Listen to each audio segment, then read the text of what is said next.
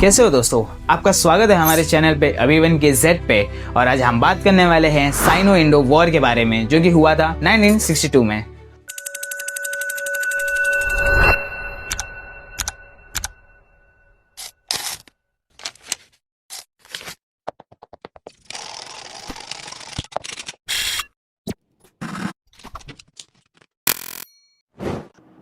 तो दोस्तों, ये बात है 20 अक्टूबर 1962 की, एक ऐसी डेट जिसने सुबह की शांति तोड़ दी।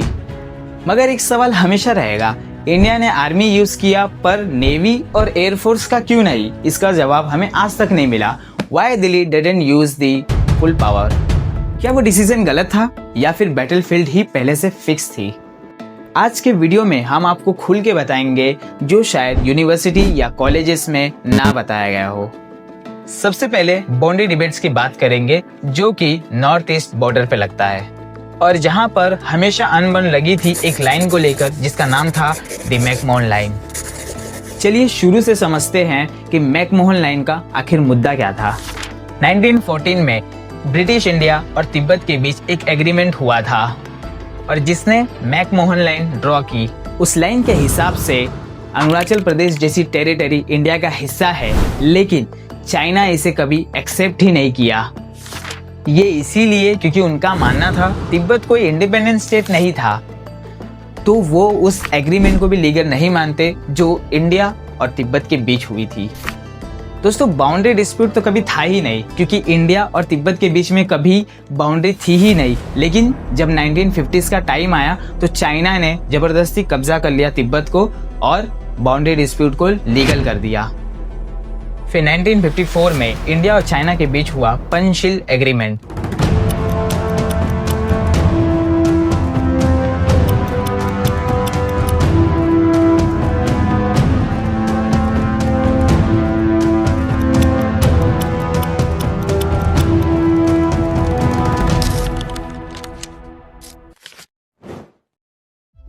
पंचशील एग्रीमेंट का मतलब था कि जिस तरह तिब्बत के साथ ट्रेड और बाउंड्री डिस्प्यूट पीसफुली था, ठीक उसी तरह चाइना और इंडिया के बीच में ये मानना था। इंडियन गवर्नमेंट ने उस एग्रीमेंट को एक डिप्लोमेटिक गारंटी माना, लेकिन बॉर्डर इशू वहीं रहा। चाइना ने कभी मैकमोहन लाइन को एक्सेप्ट ही नहीं किया और यहीं से चाइना का लालच बढ़ता गया और 1962 वॉर की यही थी पहली स्टेप्स और यही चाइना की लालच की वजह से 1962 वॉर की शुरुआत हुई।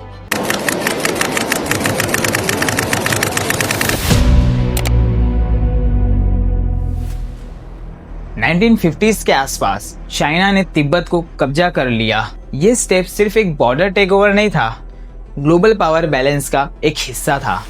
फिर 1959 में दलाई लामा तिब्बत से इंडिया भागकर आए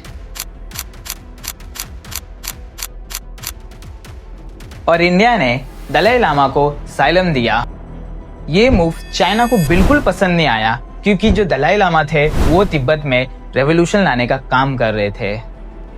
इसके बाद टेंशन बढ़ गई। इंडियन इंटेलिजेंस और डिप्लोमेटिक एजेंसी से जो रिपोर्ट आई, उस रिपोर्ट में बताया गया था कि चाइना बॉर्डर पर अपनी प्रेजेंस बहुत ही स्ट्रॉन्ग कर रहा है। उस वक्त इंडियन एजेंसी ने पीएम को बताया था कि ये एक थ्रेट है, लेकिन इसे सीरियसली नहीं लिया गया और ये भी एक कारण था जिस कारण 1962 वॉर हुई। एक शॉकिंग फैक्ट ये भी है, 1950s में इंडिया ने चाइना के फेवर में बोला कि UN permanent council seat China को दे दी जाए, ना कि ताइवान को।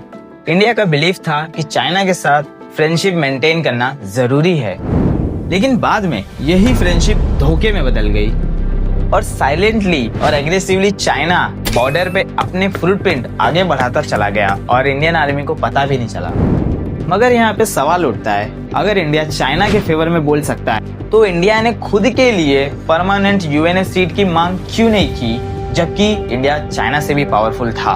1957 में इंडियन इंटेलिजेंस ने वार्निंग दी, चाइना स्काई चीन में रोड बना रहा है और ये रोड कुछ ही महीनों में बन के कंप्लीट भी हो गया।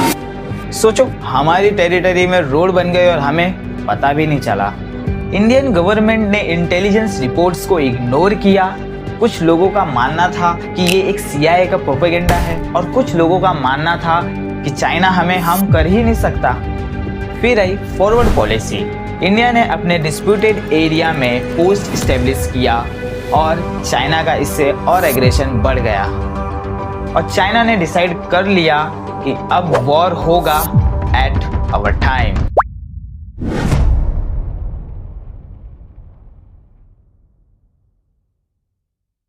First reason, political fear of escalation. Nehru ji और डिफेंस मिनिस्ट्री को लगा अगर एयरफोर्स यूज़ हुई और वॉर एस्केलेट हुआ तो इंडिया और वेल्युनरेबल हो जाएगा।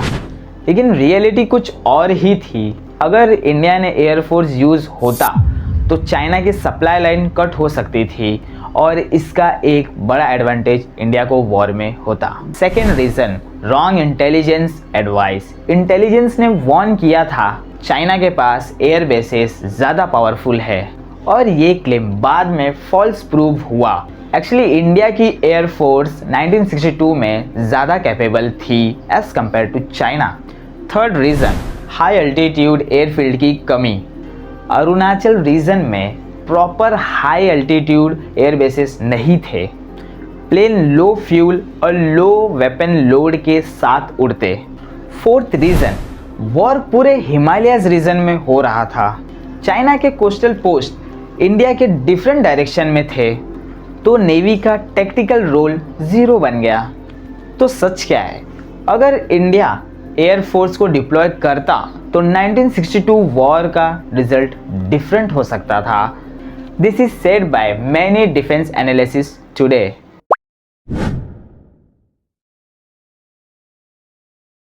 दोस्तों, इंडिया ने बहुत सारी जगहों पर आउटस्टैंडिंग रेजिडेंट दिखाई। फर्स्ट, वेलोंग सेक्टर जो कि अरुणाचल की टेरिटरी में है। इंडियन आर्मी ने यहाँ 20 दिन तक चाइनीज ट्रूप्स को रोक कर रखा और ये वॉर का लॉन्गेस्ट रेजिस्टेंट पॉइंट था। Second, the battle of Bamla. यहाँ पर इंडियन ट्रूप्स ने चाइनीज एडवांस को डिले किया जिससे दूसरे पोस्ट को इवैक्यूएशन का टाइम मिल गया। Third, the battle of Chushul. ये वेस्टर्न फ्रंट का सबसे क्रूशियल पॉइंट था। इंडियन सोल्जर ने यहाँ पे चाइना को रोकने के लिए इम्पॉसिबल स्टैंड लिया। तो दोस्तों, अब बात करते हैं इंडिया के सबसे बड़े हीरोइक मोमेंट का। तो अब बात करते हैं 120 बहादुरों की जिन्होंने वॉर के समय चाइना को हमारी टेरिटरी में एंटर नहीं करने दिया। दोस्तों, ये वो पार्ट है जहां इंडिया ने वॉर नहीं पर हिस्ट्री जीता। तो दोस्तों, ये डेट थी 18 नवंबर 1962। शिशुल सेक्टर रिजेंगला पोस्ट में -30 डिग्री सेल्सियस में हमारे 120 बहादुर, वो भी 13 कमेनो रेजिमेंट के साथ उनकी लीडरशिप कर रहे थे मेजर शैतान सिंह। उनके सामने 6000 Chinese soldier. Think about it, 120 soldier versus 6000 soldier. One of the most impossible odds in world military history. और उन्होंने ना ही हार माना और ना ही पीछे हटे। 120 में से 114 सोल्जर शहीद हो गए पर उन्होंने हार नहीं माना और चाइनीज़ आर्मी के 700 प्लस सोल्जरों को मार गिराया। दोस्तों, चाइना आज तक एग्जैक्ट नंबर एक्सेप्ट नहीं करता कि कितने सोल्जर्स मारे गए और उसके बाद मेजर शैतान सिंह को मिला परमवीर चक्र। दोस्तों, रिजेंगला की फाइट ने दुनिया को बताया India lose battle but Indians never lose courage. ये चाइना का सबसे बड़ा स्ट्रेटेजिक मास्टर स्ट्रोक है कि किसी भी देश के 4 टेरिटरी लेना और उसमें से 3 वापस कर देना। चलिए जानते हैं चाइना ने अरुणाचल प्रदेश की टेरिटरी वापस क्यों की। चाइना वर्ल्ड को दिखाना चाहता है कि हम एक्सपेंशनिस्ट नहीं पर बस हम राइटफुल क्लेम चाहते हैं। चाइना को अरुणाचल प्रदेश का कोई स्ट्रेटेजिक यूज़ नहीं था और सीज फायर के वक्त चाइना पॉलिटिकली अपना इमेज बिल्ड कर रहा था। तो दोस्तों, सवाल ये है कि चाइना ने अक्साई चीन को वापस क्यों नहीं किया। जवाब सिंपल है, Aksai Chin is equal to life line. ये रीजन तिब्बत को सिंजियान से कनेक्ट करता है। चाइना ने 1957 में जो हाईवे बनाई थी वो अक्साई चीन के बिना इम्पॉसिबल थी। मतलब चाइना ने पूरा रीजन होल्ड रखा क्योंकि उसके लिए Aksai Chin is equal to strategic oxygen. तो दोस्तों, वॉर ख़त्म हुआ नवंबर 1962 में नेहरू जी पूरी तरीके से थक चुके थे, बहुत से क्रिटिसिज्म, बहुत प्रेशर और बहुत गिल्ट। 1964 में उनकी डेथ हो गई। दोस्तों, वॉर ने इंडिया को तोड़ दिया, पर इंडिया एक विकसित भारत बनने की राह पर चल पड़ा। Post 1962 India changed forever.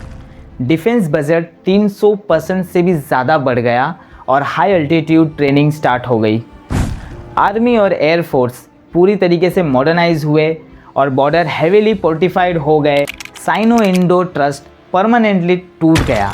दोस्तों, आज भी वही सवाल है, अगर 1962 वॉर में एयरफोर्स यूज़ होता या पॉलिटिकली डिसीजन डिफरेंट होते तो क्या अक्साई चीन आज हमारे पास होता?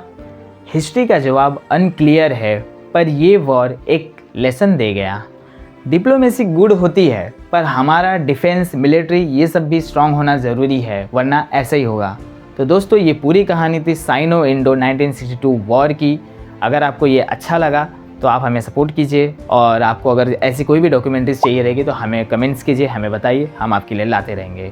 तब तक के लिए मिलते हैं नेक्स्ट वीडियो में। जय हिंद, जय भारत।